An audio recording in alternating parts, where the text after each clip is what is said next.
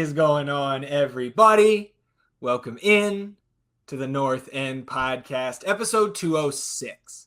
My name is Zach Graham, your host here in the North End, joined, as always, by my good buddy.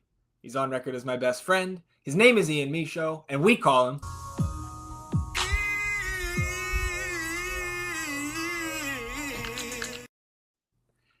sitting here on a Wednesday, beautiful Austin, Texas, getting ready for another road match here in the early parts of the season, taking on LAFC. We know it's a big one. We know we have certain feelings about that team out there in LA. But sitting here, we got a couple other things to discuss, including the match preview. But first, and most importantly, how you feeling, my friend? Yeah, look, man, I've been better. I think I ate too much hot sauce last night and had really bad heartburn. Woke up this morning. And, your buffalo sauce that you love? In case anybody doesn't know, he loves the buffalo wing sauce. Like, gallons of it. Yeah, we buy it in the gallons.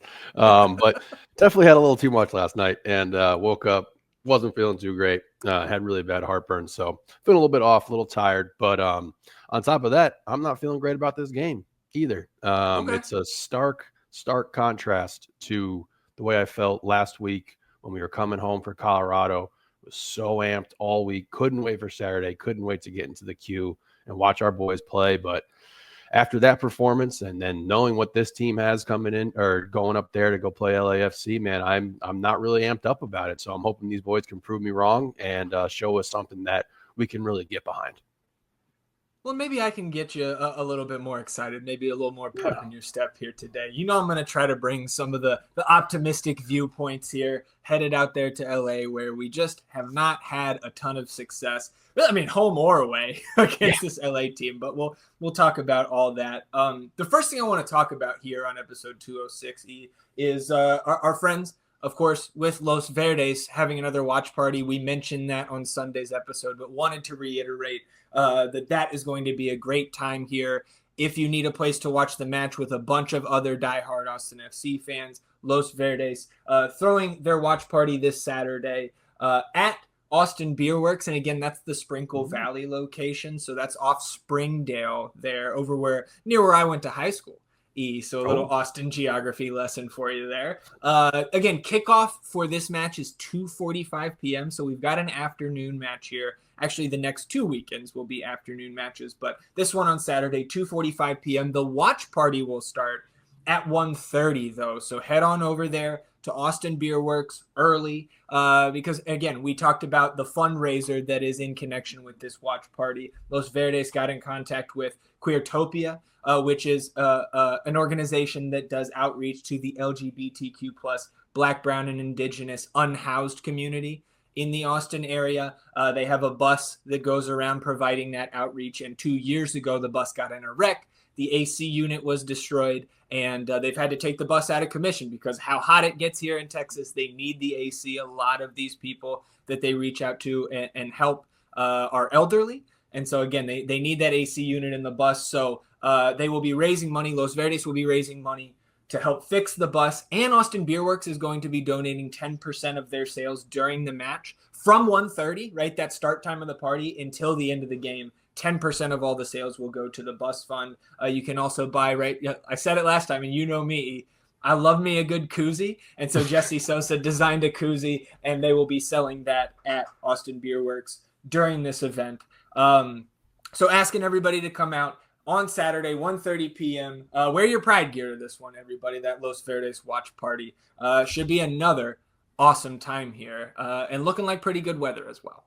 There we go. Yeah, awesome event, awesome time, awesome people. Hope people can get it out there and experience it and be contributing to a really good cause. I think that's really awesome. Yeah, absolutely.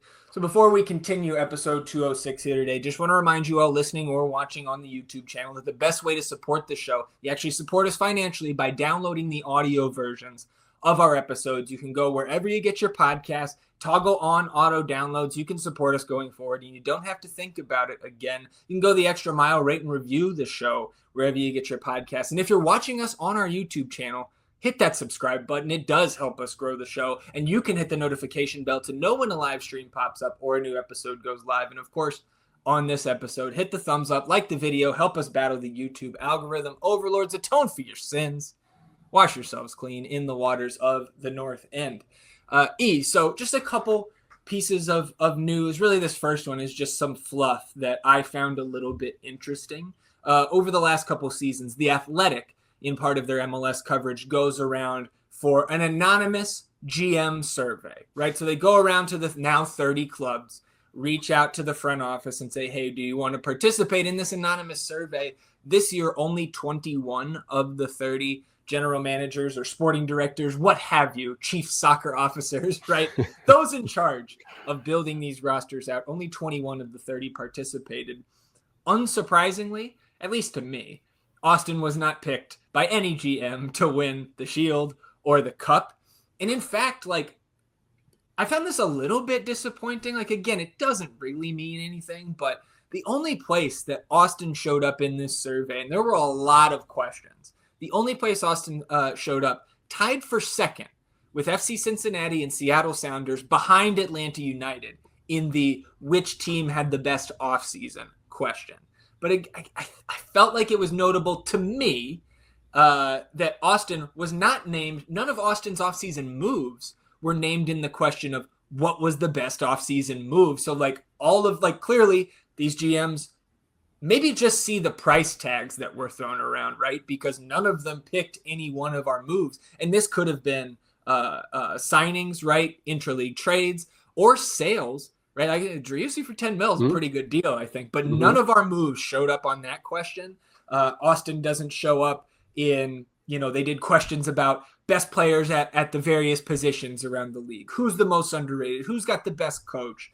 Who's got the best scouting department? Things like that. Austin receiving no votes elsewhere. So, again, it doesn't mean much, but it was just some sobering perspective that despite how good we feel about the direction of this team here in Austin, the rest of the league has yet to take notice or really consider Austin much of a threat anywhere.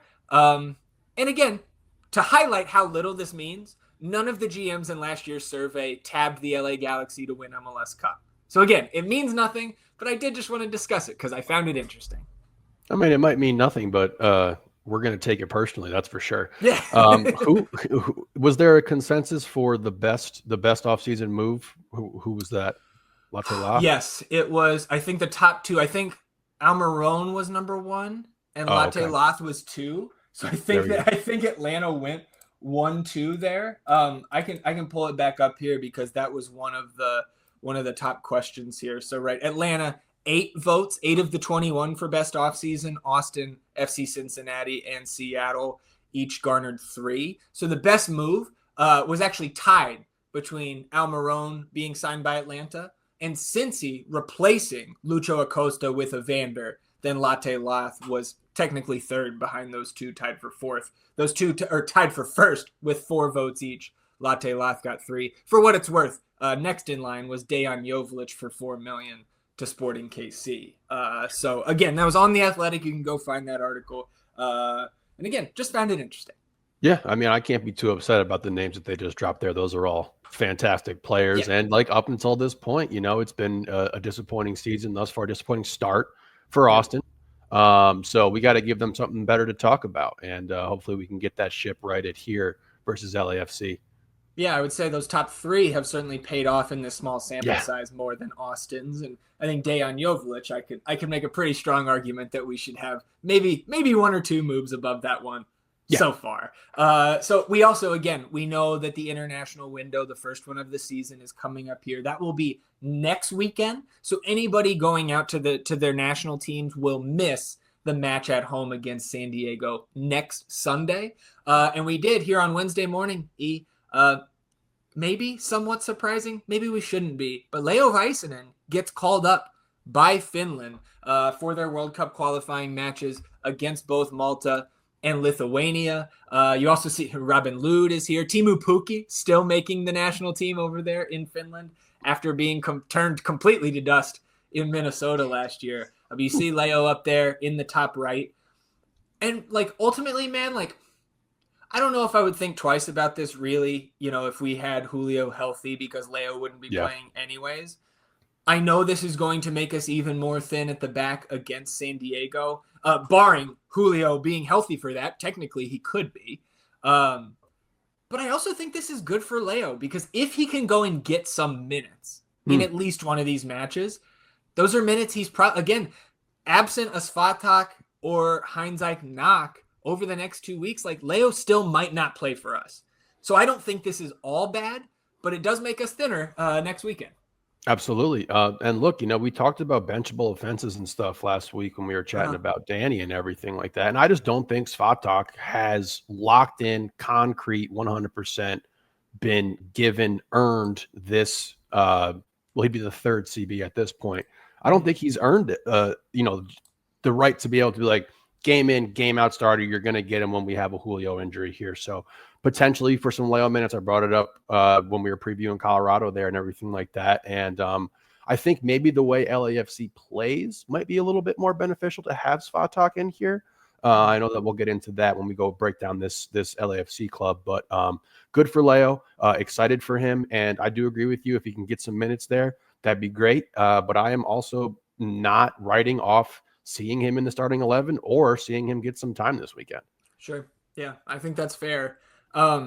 Speaking of those other center back, like Svatak himself, he is on Ukraine's reserve list for this international break. So their coaching staff would have to call him up off of that reserve list if somebody maybe in training early to mid parts of next week goes down and they need Svatak, then he will fly over there in a pinch. But it appears like we will have Svatak throughout this break.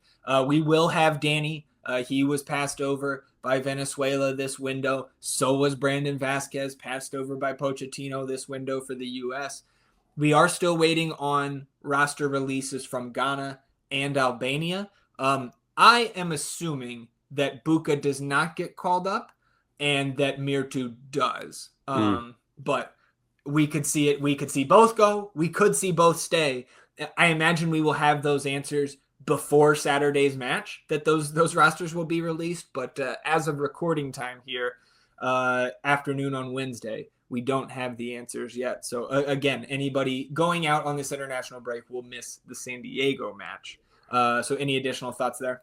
I mean, it's going to be big to keep an eye on that. If you potentially without Azuni and Buka there, that is not great for sure. 2 of your 3 DPs not being able to go against the San Diego club, who has turned a lot of heads here in the beginning of their season. I'm looking at their roster now. I don't want to get too far ahead of it because I know we have more important pressing things to talk about, but like if they could potentially be losing somebody as well. Because we got friends coming in from New York for a birthday celebration to go to this game. We're going to have a lot of people there and everything. And I was like, you might not get to see our best player. And they were like, well, is anyone else going to be missing from the other team? And I was like, I'm not really sure, but we shall see.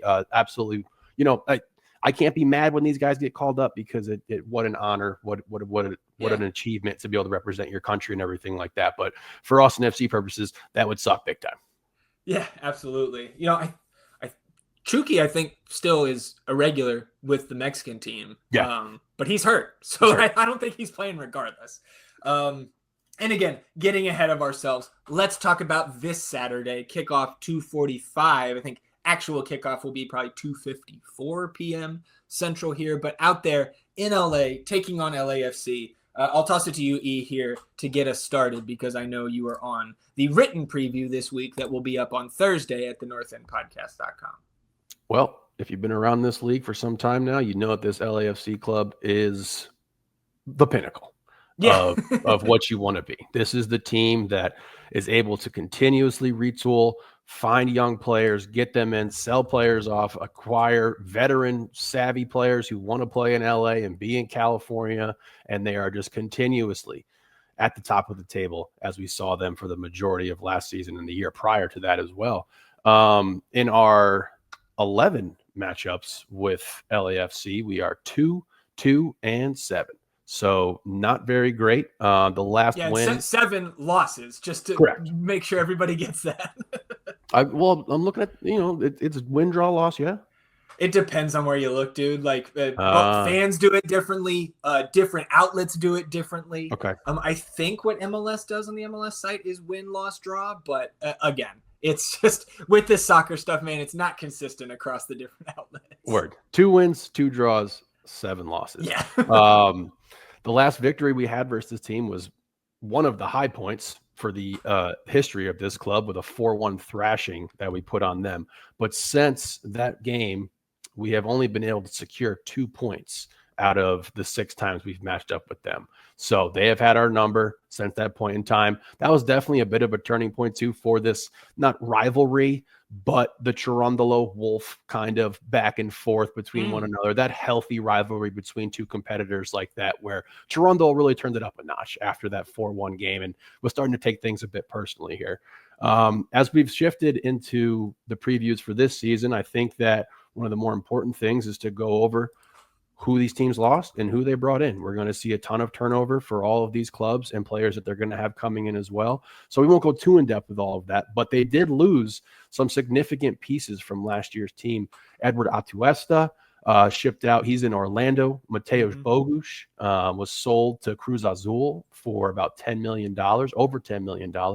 Omar Campos joined Bogusz with Cruz Azul as well. Jesus Murillo, who we know is a fantastic defender out of Colombia, he goes to FC Juarez. Christian Oliveira, Uruguayan international player, transferred to Brazilian team for $4.5 million as well. Of course, we know Ilya Sanchez, where he ended up. Carlos Vela, one of the greatest players in MLS history, without club, not returned to LAFC in some time here. So that sounds like a lot of players and a lot of really skilled players that a team would sorely miss if they weren't able to retool. Well, LAFC was able to retool and potentially improve their roster from last year. Bringing in Mark Delgado was the first ever El Tráfico trade from LA Galaxy. So that was interesting to see, because like having that kind of like, it's like trading interleague and everything like that. You don't want to see Pittsburgh Steelers trading with the Ravens or whatever. Right. But I thought that was like we saw sorry to interrupt. We saw God, what was Adam's name? The left back, Lundqvist. We traded with Houston for him, but like Marky Delgado is he's a good player. Yeah, it's a lot different than Lundqvist. God, I totally forgot about Lundqvist. I know. Oh God. Okay. Also, they bring in Jeremy Abobasi, who has had our number no matter where he's been. A big name from Celtic, Odin Thiago Olm, a Norwegian midfielder who profiles to be a very good talent. Igor, name. Yep, that is a good name. Igor Jesus, Brazilian midfielder, is a U22 initiative signing. Comes over from the Portuguese side. I'm not going to attempt the name here, but a young, talented player. Artem Smolyakov, Ukrainian left back, another U22 initiative. So they stocked those guys up. Player we're super familiar with here in Austin, and Kosai Tafari, who I will never forget for scoring that goal against us and dashing my hopes backwards up there. Yeah, the old no looker up there in Dallas. Gonna butcher this first name, I believe. Cengiz Under. That's what I've been saying in my head. Cengiz. I Okay. know it's Under. Yeah. Good name. Strong name. Strong name. Very, very strong player. Let's just take a quick look at the places that he's been throughout his tenure. And he's a DP on loan until the summer, correct? Correct. June 30th. They do have a purchase option for him. But you go to the teams that this dude has been on. Marseille, Leicester City, Roma, Fenerbahce. I think Fenerbahce, as how you say that. Fenerbahce as well. So he's got quite the resume. Gunner profile as a good player. I don't think. He got 22 minutes versus Columbus yesterday, and that was his season debut. Got an assist in those 22 minutes there, so he's going to be ready to go, which is not really great for our purposes. And last but not least, Yaya Boa, Ghanaian player as well. Spent 3 seasons with Columbus. Actually scored the game-winning goal in the Columbus Crew LAFC MLS Cup matchup last season. So he jumps over there to LAFC now, and you start to see how this team retooled their roster. And then you get to go ahead and look at the players that they still have, like Denny Bouanga, Timothy Tillman, Olivier Giroud as well. Ryan Hollingshead, who we know is a very, very good defender who's versatile in a lot of different ways. And it's Victor Ordaz, yes? Nathan Ordaz. Nathan Ordaz, yes. Okay, yeah. Sorry, I knew that. Yeah. I knew that as soon as I said that. I was like, that's one of their homegrowns, though. That like every time he gets minutes, like he's for me when I've seen him play, he's definitely not a hole out there, Yes. on the field for them. He's productive enough.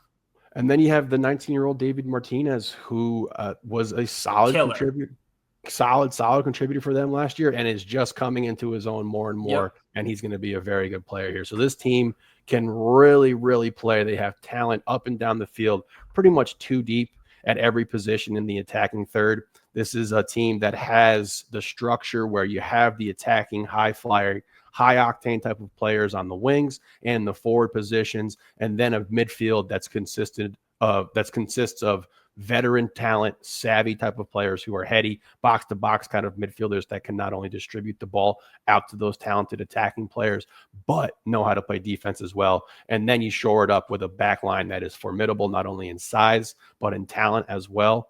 Like I mentioned with Hollingshead there, Aaron Long still around. So it's a good ass team, man. There's really not too much else to say about them. Well, you may have been able to guess this from that description or looking over their roster profile, what have you, but John Thorrington was named the best GM by the other GMs. So yes, they were able to retool again here. You mentioned Yeboah coming over from Columbus, right, and how he had scored the 2023 MLS Cup winning goal against LAFC. Mm-hmm. I thought it was probably intentional that he did not see the field for them last night in Columbus in the second leg. Maybe not, but like, I don't know. Like, I felt like he could have probably given them some minutes there, especially trying to hold on to that lead, right? Because it was a 4-2 aggregate through the two legs, but 3-0 LAFC in the first leg. Yeah. And Columbus got 2 in the first half yesterday, so it was a tight second half. And then you mentioned Under gets that assist.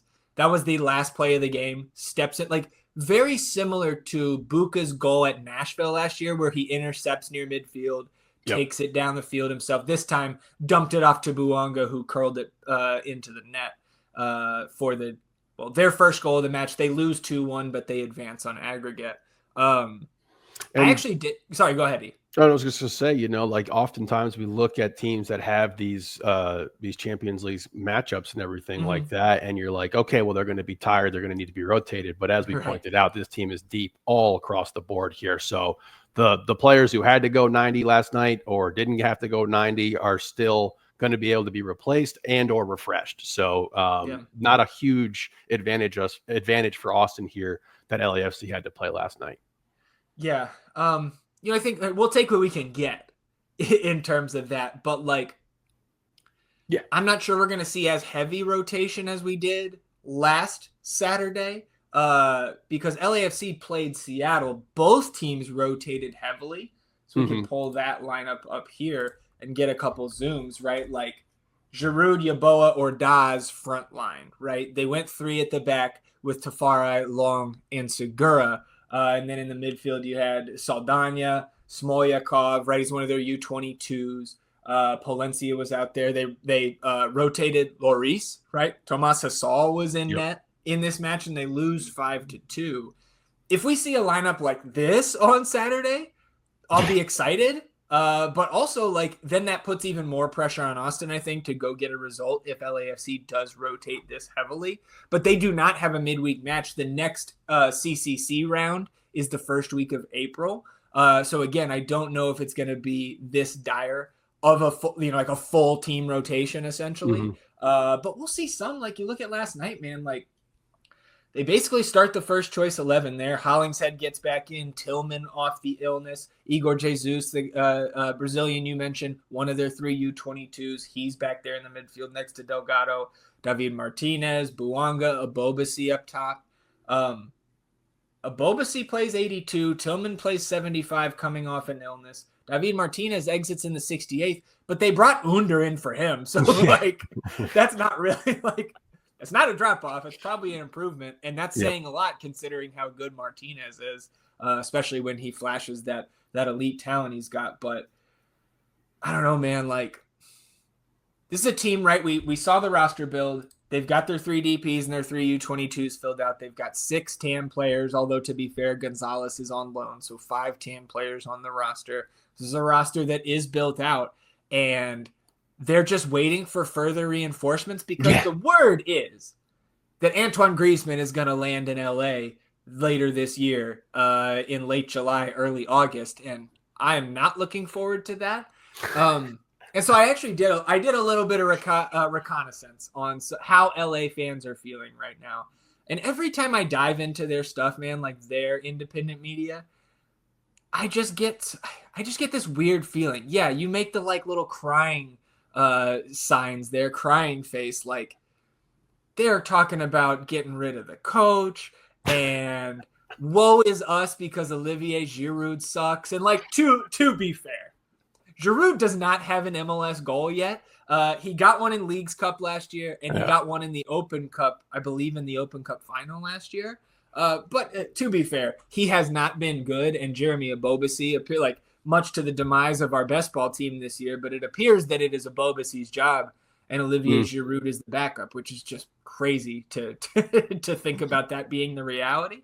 But like, I would rather, especially with what Ebobisse does to us every single year, I actually like. I want to see Olivier Giroud start against us, and of course, I'm putting the nail in the coffin. He's gonna fucking brace here on Saturday, but I'm expecting at least some rotation here, and Austin needs to take advantage of whatever they can get.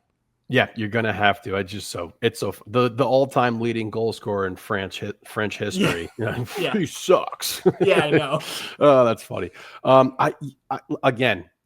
I don't even know if the rotation matters that much. Like, of course, there's going to be some drop off, like between like upper echelon style of players and everything like that. But they have so much quality all over the place.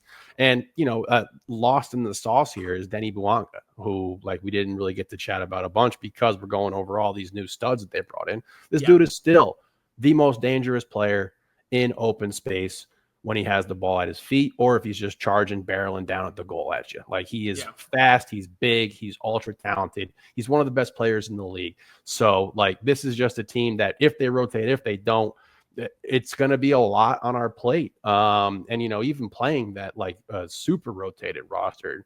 And you mentioned that might put a little more pressure on Austin. There should not be any pressure on Austin in this game, in my opinion, like outside of what we need to handle. But like, this is a team that you have to go up and play and find out where you really are. Like, if we want to talk about finishing in the upper half of the playoffs, getting some home field games and everything like that, this is a team that you got to figure out where you're gauged with, because this is the club that does it year over year. And here they are again, sitting in fifth right now. As you mentioned, that 5-2 loss to Seattle, very much a heavily rotated game that I wouldn't read too much into, but this team is going to be at the top of the table in the Western Conference for the majority of the season. Very well could end up there at the end of the season. So like, if you want to know what you're all about, this is when you're going to have to go out there and do it. And, like, to talk about their play style, again, like I mentioned earlier here, I thought maybe this would be a bit more advantageous for Svatok, given the way that they play.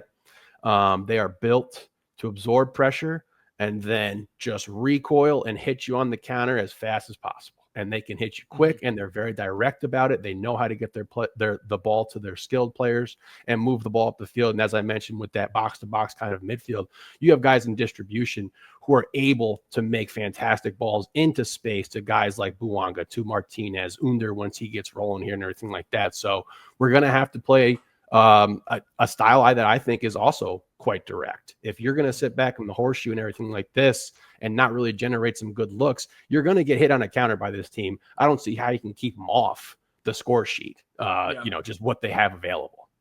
Yeah. No, I'm with you. And to just kind of bolster that point, right, about them just being content to sit back and absorb pressure because they have a more talented, I don't know, every level than most, like, compared to every team in the league. Like, and even going back further to like how I just feel, I think both of us feel like their fan base just like cries a little bit too much because like they came into the league in 2018. Here's their Western Conference finishes since they came into the league: 3rd, 1st, 7th, 9th, 1st, 3rd, 1st. Missed the playoffs one fucking time, man. Like, they 2-time runner-up in CONCACAF Champions League, runner-up in Leagues Cup last year. They won the fucking Open Cup last year. They won MLS Cup in 2020, in 2022, runner-up in 2023. Like, it's fucking spoiled, man. Spoiled. Yeah, man. Crazy. But So getting back to just some more serious talk about this, right? They were 23rd in possession last year, just 46.8% average possession per match, right? They don't care about having the ball. They care about capitalizing on the opportunities that they will create when they turn their opponent over. And we've seen that come back to bite Austin time and time again, right? Going back to the all-time head-to-head. I actually thought this was interesting when I was doing my reconnaissance last night.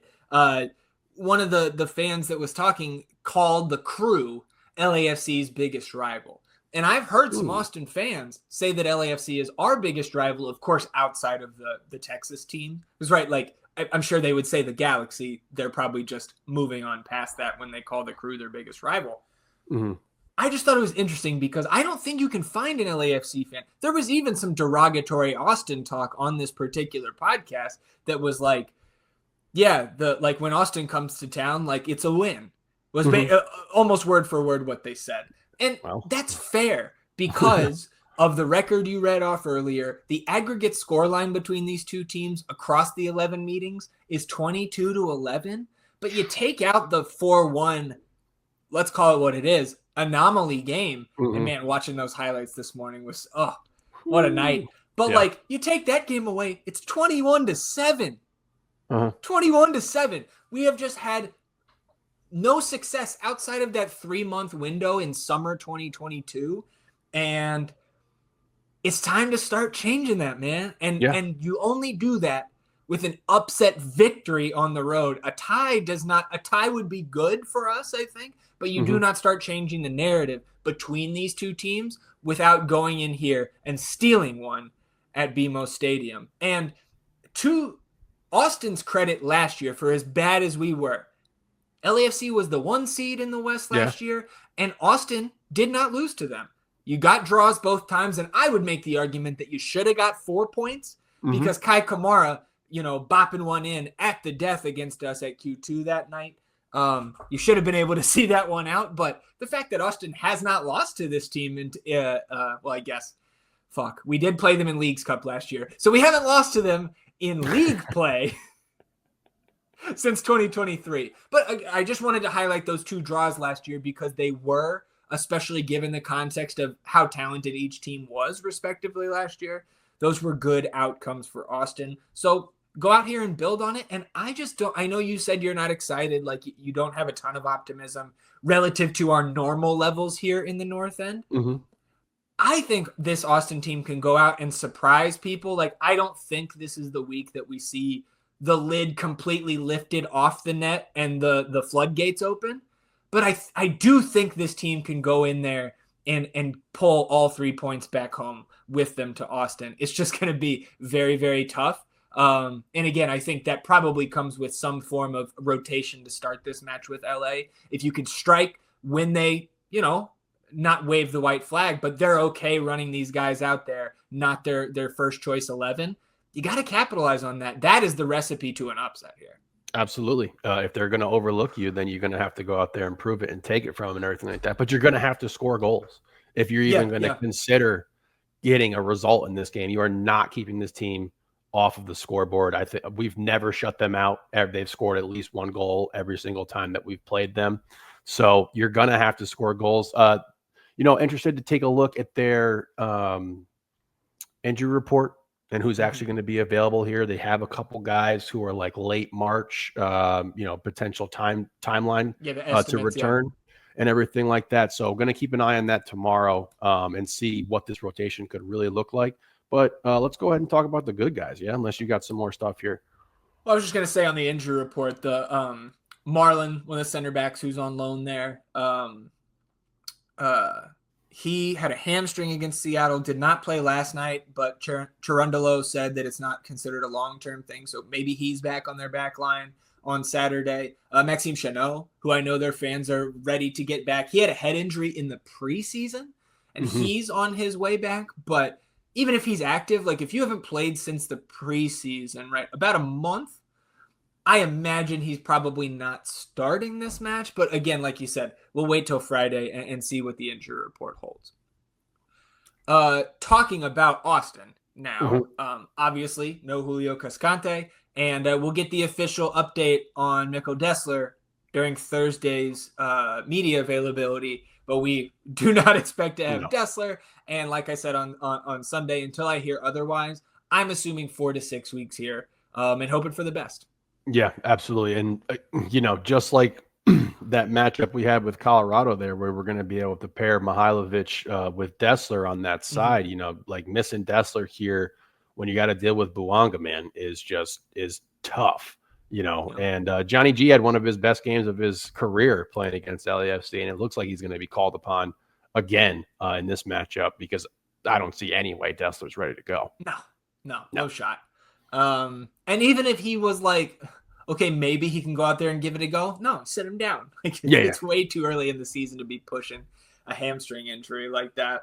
Another thing that I think we need to be cognizant of here over the next 2 games, and again, some of these guys may or may not be here for the San Diego match, but these are day games coming up, and we are towards the latter parts of Ramadan here.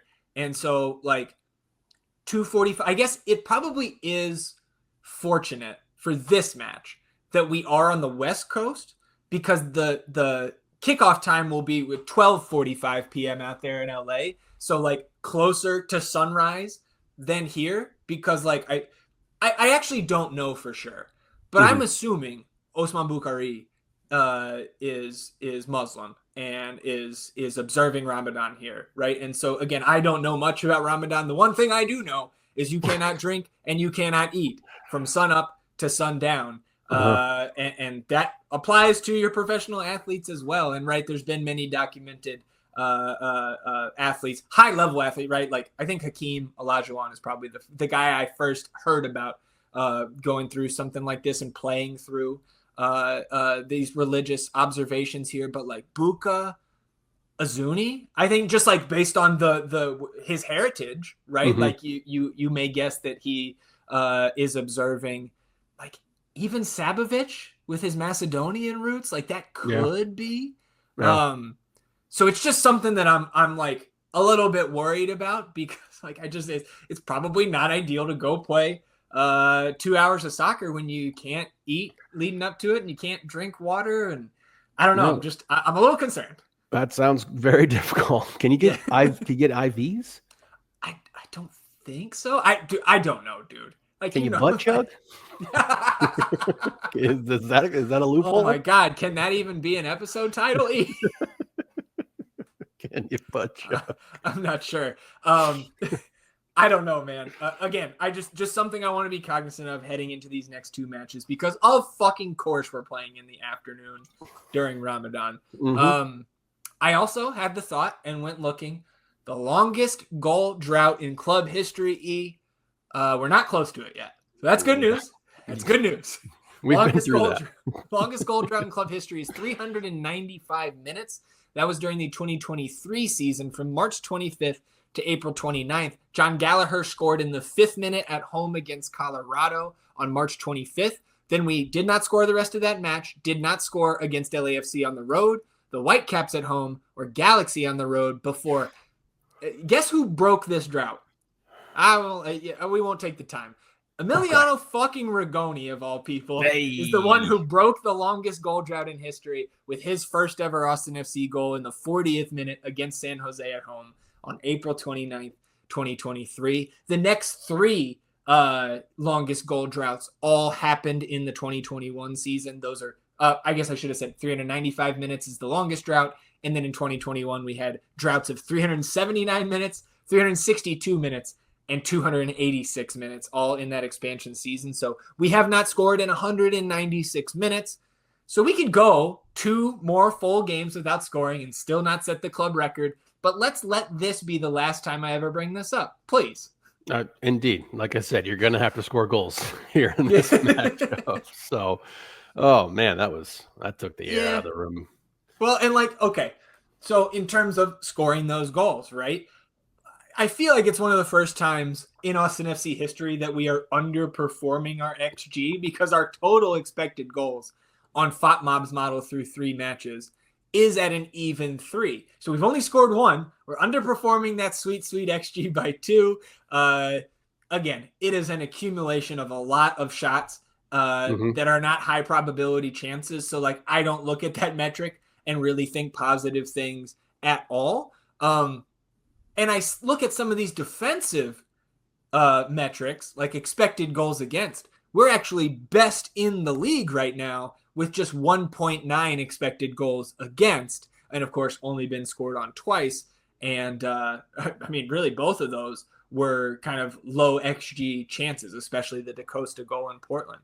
But looking at that stat, and then also taking into account that Austin is 5th lowest in interceptions and last in successful tackles per game, I feel like the XG against stat is a little bit of a mirage because I just don't think we've had a ton to do defensively. Like last year is a lot of blocks, a lot of clearances, right? Because we're actually playing defense. I just don't think we've had to play a ton of defense, which like, great. If we stay low in those categories and we're just not conceding goals, I don't care.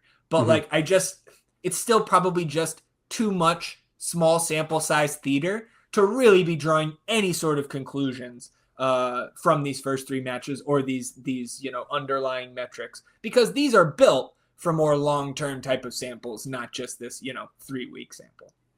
Absolutely. But I mean, if we look at these couple of matchups that we've had here and the way that other teams have approached playing us, this LAFC team does that style of soccer better than almost anyone in the league. Sure. You know what I mean? The absorb and then hit you directly on the counter. That's how Colorado scored on us. That's how they won the game. That's how SKC almost smashed and grabbed 3 versus us.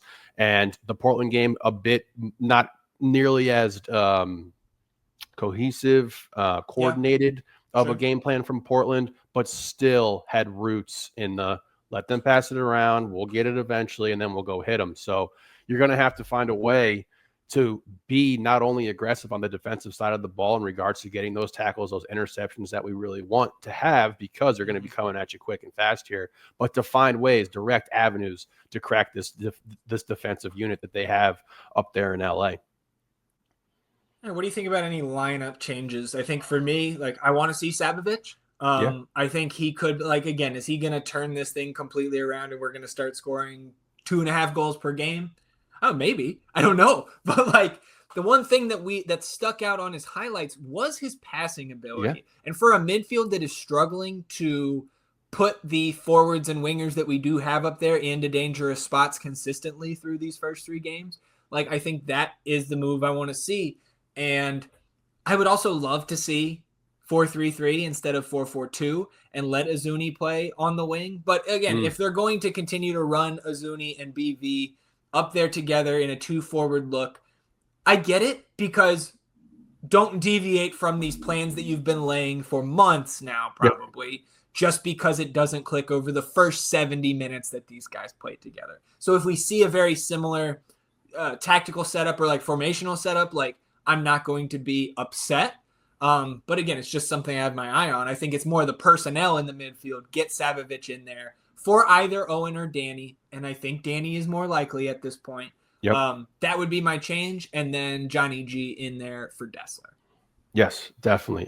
Johnny, for sure, to start. Again, I'll go back to, I would not be shocked if Leo gets a start here. To your point about Sabovic, like we've noticed this team be able to put some shots, to get some not high quality shots, but get a large amount of shots generated, and I think if you can get a guy who's more versed at distribution, like Sabovic profiles to be, other than Danny, then you could potentially be unlocking this a little bit. That's a big ask, but I'm saying I do think that is potentially on the table. When you look at the way that this team has moved the ball up the field, the direct line of attack is usually coming from our wing backs pushed forward to our wings there, and then that middle kind of turns into a bit of a horseshoe. So if that's how we're going to approach this game, then I do think it has to be Sabovic, because we've seen just a few too many errors out of Danny to start this season, and I'm not writing Danny off. I know how important he is to this team and that we're going to need him throughout the course of the season, but we got to try to make a little tinkering here and see what we want to take away from what we've seen thus far. And from what we've seen thus far, Danny has struggled at times in possession, and we need a boost there. So I could see Sabo absolutely getting the start for him, or potentially Owen. I think if Nico wants to be more defensive. I think you stick with Danny. If you want to be a little bit more offensive, you go with Owen. So we do have some options there. I too would be more a fan of the three up front outside of the just BV and Azuni up there paired. So I wouldn't mind seeing that as well. I think that could help us in regard to trying to find some avenues on how to attack this team, because they're going to be hitting us fast and hard when we lose the ball. Yeah. Yeah, and I guess my other question is, what do we do if John needs a sub? Play him until he can't. until his legs fall off. I mean, like that. This can't go overstate. Like we can't escape over this. Like 2 out of our 4, back line guys are out right now. This is not great. And do we see a short-term call-up of Riley Thomas or somebody like that? I don't think it's out of the question here. But I do think Owen Wolf is your backup right back. Okay. Yeah. I don't know who else would be. I prefer that over Riley Thomas. You can't just throw Riley Thomas in versus LAFC. I agree. Yeah. So that's interesting. But you're going to have to get a full go out of Johnny. And we know he's capable of that. Yeah, absolutely. He can go all day. Unless you have anything else to add here, E. One thing left to do. How much is Austin FC winning by on Saturday afternoon? Well, you said you wanted to go first this time, so I'll pass the puck you're back right. to you. You're right. Well, fuck. Yeah, you say it first. All right, fuck it. 2-1 Austin. Fucking upset victory, E. And Mirtu Azuni scores his first Austin FC goal. What do you got? Okay. Give me 3-2. I'll go 3-2. Oh, okay. So they made this fucking shootout, dude. I was waffling between 1-1 and 2-1 here, but 3-2. Hey, I'll take it. I don't care how we get it done. Yeah. I mean, if you're asking me some way to figure out how we're going to beat this team, I don't see how we're going to not be able to keep them from scoring probably multiple times. So you're going to have to get some offensive, you're going to have to score. You're going to have to score on this team.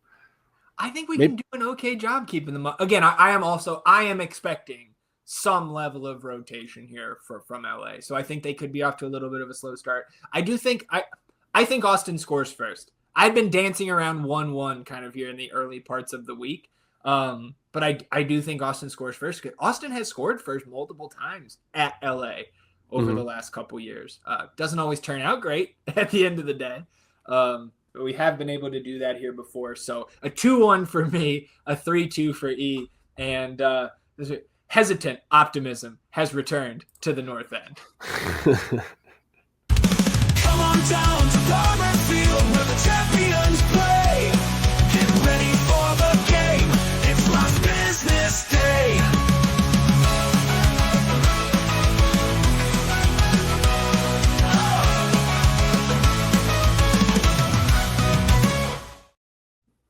Last business day here on episode 206, and we've got a match to preview here, E, but not before we say congrats to Jimmy. So Jimmy Farkalin named the MLS Next Pro Player of the Match Week. Of course, a goal and 2 assists for Jimmy to get his season started. So congrats to him. And look, man, like if he is going to consistently play and start on the right wing for this team, I don't think this is the last time we see this awarded to him this season. I just think he is probably going to emerge as one of the players on this roster that is just too good for this level. Yes, I agree with you, and congrats to him. What a way to kick off this season, and I anticipate much more success for Jimmy. Well, and the second team also, if you are on the Austin FC2 website, has provided, you can see here, like under Ruben and Marcus and Antonio here, pronunciation guides for our second team players. So you can actually get the full roster pronunciation guide. You click these 3 dots here at the top of the site. You go to media resources. They've got the full pronunciation guide there with all the files. So E, it's been a long time coming. Vlad Danchutu. Danchutu. Nice. So we finally have a pronunciation guide for Vlad. And we can go ahead and move on. Talk just a few minutes here about Minnesota United 2. This will be the Loons 2 season opener. They did not play in match week 1 And last season, we talked about before last week's match about Colorado being at the bottom of the Western Conference table, just barely avoided the wooden spoon at the next pro level. But I think I would make the argument that Loons 2 was the actual worst team in the league.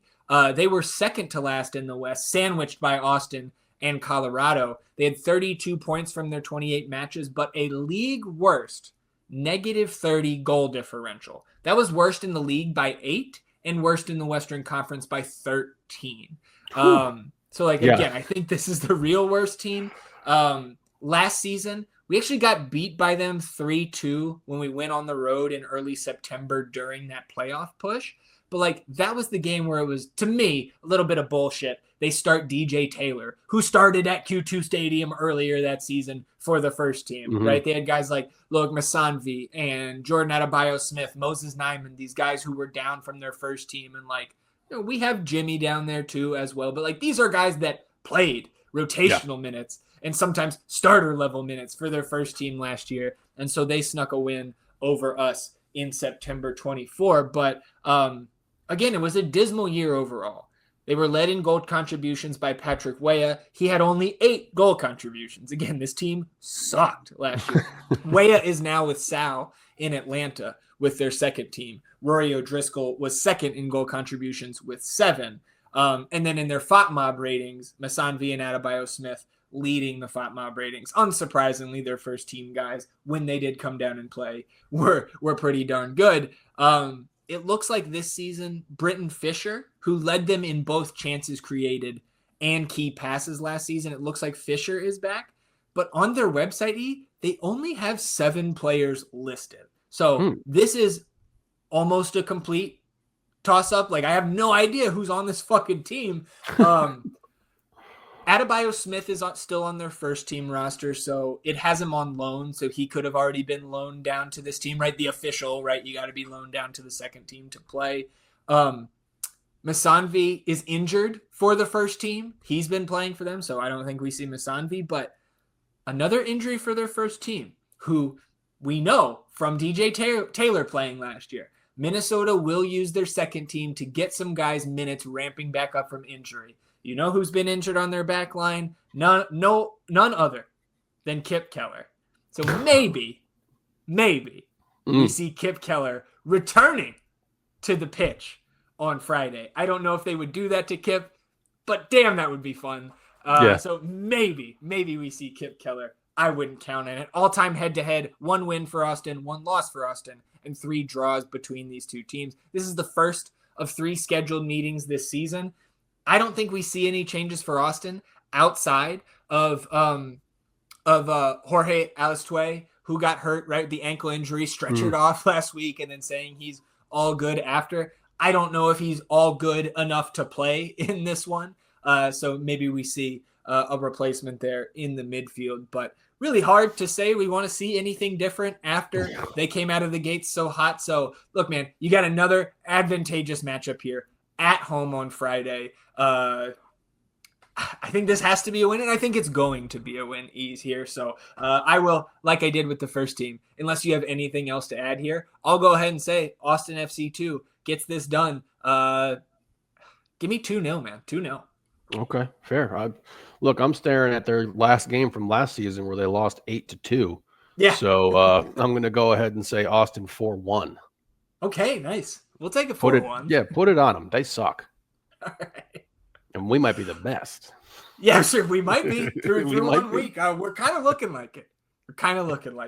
All right, well, I just want to remind everybody else, we'll close it out with some nonsense here. Actually, before we get to the nonsense, let's pull this up because, look, the club doing some work for us here. We've got an academy recap from the weekend. And so the academy was out there or taking on 2 Houston teams, the Dynamo Academy and Houston Rangers, who, of course, come up in our academy recaps fairly frequently. So the U18s defeat the Dynamo 4-2. The U16s, 3-0 victory over the Dynamo. The U15s and the U14s, tough losses. 1-0 for the 15s, 3-1 for the 14s. And then Houston Rangers, the 13s win 3-1, U14s lose 1-0. But 14s had to play 2 games there, so like probably got some rotation. Maybe some of those trialists still around, and maybe some tired legs having to play 2 games in maybe the same day, maybe 2 days.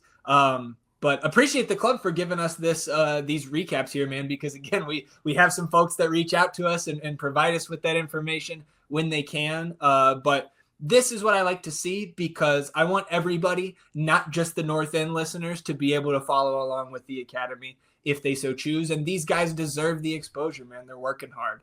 I totally agree. This is very, very nice that they got that put up there for those boys.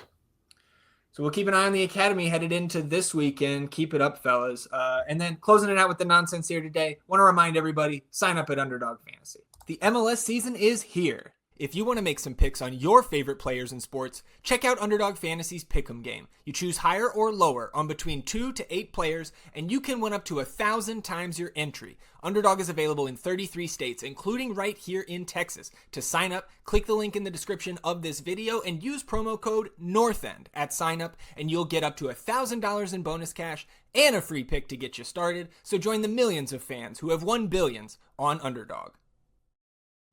Promo code NORTHEND to sign up at Underdog Fantasy. The link to sign up is in the description of this episode, both on YouTube or if you're listening on the audio version, wherever you get your podcast. You click that link, use the promo code NORTHEND at sign up. You'll get the bonus cash, the free pick, and then you head over to the northendpodcast.com on Saturday morning and you check out what we've got for our week 4 picks. Just running back through the week 3 picks here, Our Underdog Fantasy entry last week, we had Kelvin Yeboah to score at 1.27x. That came through for us, the lone goal in that game.